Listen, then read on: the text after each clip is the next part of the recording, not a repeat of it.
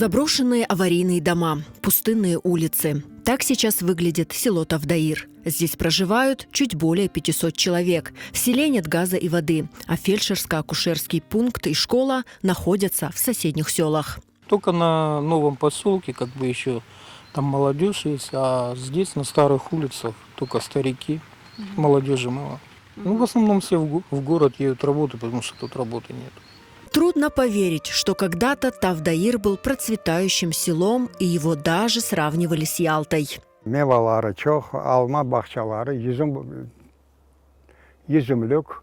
O mınamında aşağı çıkende bu eski almalar yarımşar tonna alma vergen abla sinaplar, kandiller hepsi eskiden kalgan bizim sortlar. Tavdair ozenine su dermeni olgan.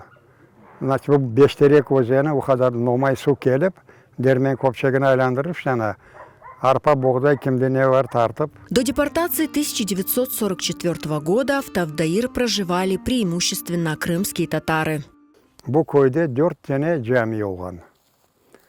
Aşağı mahalle, yukarı mahalle, orta mahalle, her mahallede onun camisi olgan. Hatta bu köyün sonuna biz varganda anda meçet eli derler, yaxşı 4 kat beyaz cami var iken, azbarna da medrese var iken, hem mektep. Мечети были разрушены в советское время. В окрестностях Тавдаира можно найти и остатки старинного мусульманского кладбища. Сейчас это камни, разбросанные в лесу. Но о том, что кладбище располагалось именно здесь, знают и местные жители.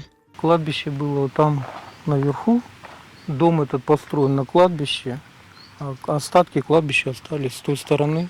Тавдаир – село с богатой историей, известное еще в ханские времена. А еще это родина выдающихся крымских татар. Это писатель Джафер Гафар, поэт и педагог Ремзи Бурнаш. Знаменитый крымский род Хадризаде тоже из этого села. Их потомки несколько лет назад возродили в селе старинное чешме – родник. Автором проекта стал известный художник Зубир Хадризаде.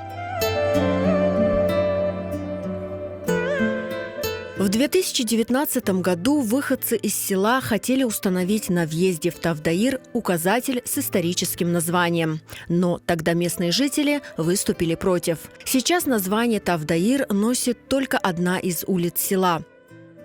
Несмотря на все это, выходцы из Тавдаир не теряют надежды возродить былую славу родного села.